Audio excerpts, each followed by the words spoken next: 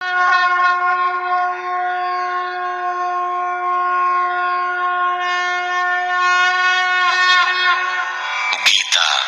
मानव मात्र का धर्मशास्त्र है। महर्षि वेदव्यास। श्री कृष्णकालीन महर्षि वेदव्यास से पूर्व कोई भी शास्त्र पुस्तक के रूप में उपलब्ध नहीं था। श्रुत ज्ञान की इस परंपरा को तोड़ते हुए उन्होंने 4 वेद, ब्रह्मसूत्र, महाभारत, भागवत एवं गीता जैसे ग्रंथों में पूर्व संचित भौतिक एवं आध्यात्मिक ज्ञान राशि को संकलित कर अंत में स्वयं ही निर्णय दिया कि गीता सुगीता कर्तव्या किमन्ये शास्त्र विस्तरे या स्वयं पद्मनाभस्य मुखपद्माद विनिसृता। भीष्म पर्व।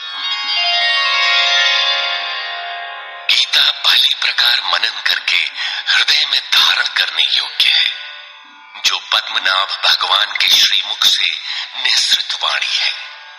फिर अन्य शास्त्रों के संग्रह की क्या आवश्यकता।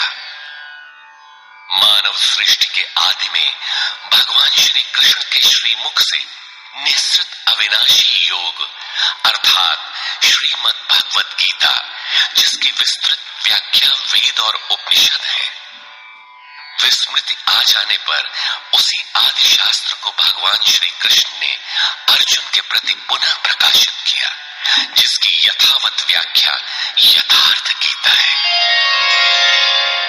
एकम शास्त्रम देवकी पुत्र गीतम एको देवो देवकी पुत्रेव एको मंत्रस्य तस्य नामानि यानि कर्माप्येकम तस्य देवस्य सेवा।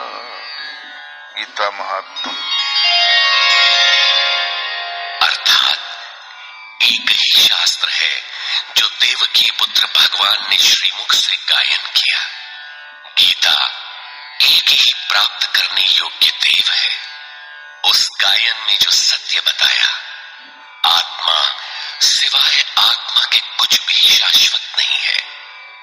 उस गायन में उन महायोगेश्वर ने क्या जपने के लिए कहा। ओम अर्जुन, ओम अक्षय परमात्मा का नाम है, उसका जप कर और ध्यान मेरा धर। एक ही कर्म है। गीता में वर्णित परम देव एक परमात्मा की सेवा। उन्हें श्रद्धा से अपने हृदय में धारण करें। अस्तु, आरंभ से ही गीता आपका शास्त्र रहा है। भगवान श्री कृष्ण के हजारों वर्ष पश्चात परवर्ती जिन महापुरुषों ने एक ईश्वर को सत्य बताया, गीता के ही पथ पर चलने वाले पथिक हैं, गीता के ही संदेशवाहक हैं। ईश्वर से ही लौकिक एवं पारलौकिक सुखों की कामना, ईश्वर से डरना, अन्य किसी को ईश्वर न मानना, यहां तक तो सभी महापुरुषों ने बताया। किंतु ईश्वरीय साधना, ईश्वर तक की दूरी तय करना, ये केवल गीता में ही सांगोपांग क्रमबद्ध सुरक्षित है। गीता से सुख शांति तो मिलती ही है, ये अक्षय अनामय पद भी देती है। देखिए श्रीमद् भगवत गीता की टीका, यथार्थ गीता।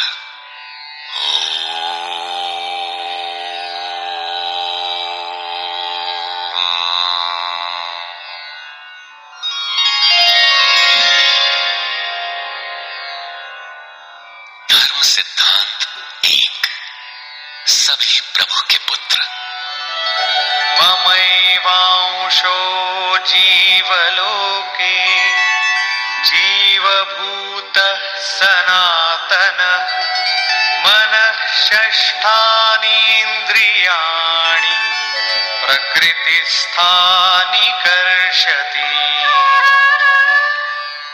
सभी मानव ईश्वर की संतान है, मेरे विशुद्ध अंश है। मानव तन की सार्थकता। किं पुनर्ब्राह्मण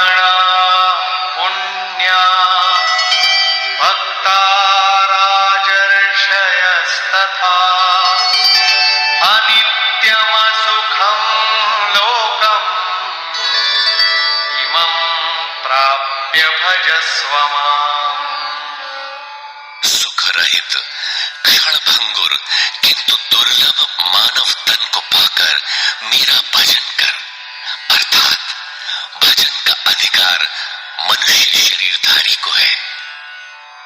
मनुष्य की केवल दो जाति, द्वौ भूत सर्गौ लोकेऽस्मिन् दैव आसुर एव च।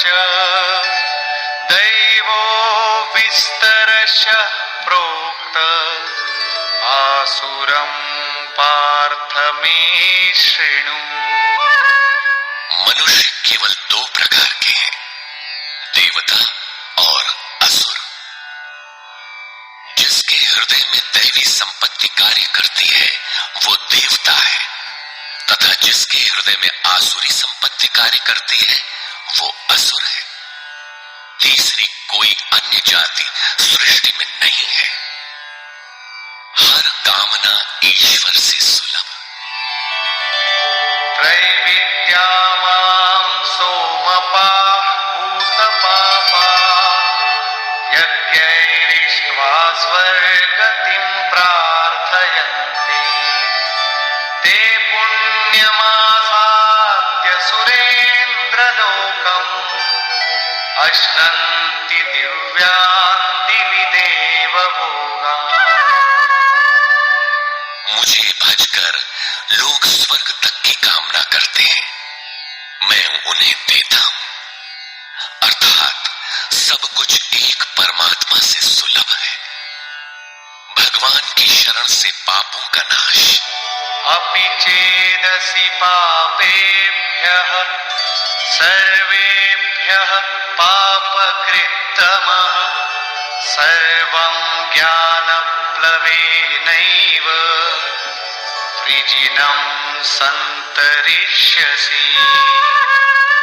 संपूर्ण पापियों से अधिक पाप करने वाला भी ज्ञान रूपी नौका द्वारा निसंदेह पार हो जाएगा। ज्ञान अध्यात्मज्ञान नित्यत्वम् तत्त्वज्ञानार्थदर्शनम् एतज्ज्ञानमिति प्रोक्तम् अज्ञानं यदतोऽन्यथा। आत्मा के आधिपत्य में आचरण, तत्व के अर्थ रूप मुझ परमात्मा का प्रत्यक्ष दर्शन ज्ञान है, और इसके अतिरिक्त जो कुछ भी है अज्ञान है। अतः ईश्वर की प्रत्यक्ष जानकारी ही ज्ञान है। भजन का अधिकार सबको। अपि चेत् सुदुराचारो भजते मामनन्यभाक् साधुरेव समन्तव्यः सम्यग् व्यवसितो हि सः। क्षिप्रं भवति धर्मात्मा शश्वच्छान्तिं निगच्छति। कौन्तेय प्रतिजानीहि न मे भक्तः प्रणश्यति। अत्यंत दुराचारी भी मेरा भजन करके शीघ्र ही धर्मात्मा हो जाता है एवं सदा रहने वाली शाश्वत शांति को प्राप्त कर लेता है। अतः धर्मात्मा वो है जो एक परमात्मा के प्रति समर्पित है, और भजन करने का अधिकार दुराचारी तक को है।